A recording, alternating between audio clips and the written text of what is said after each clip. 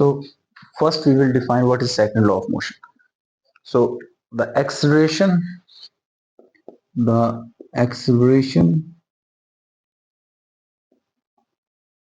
of an of an object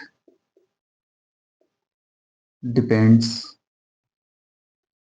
on the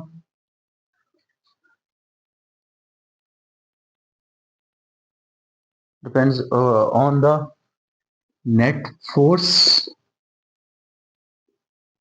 and two things. First is net force acting on it and its mass.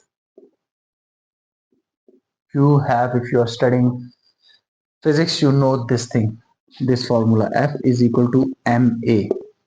So if force is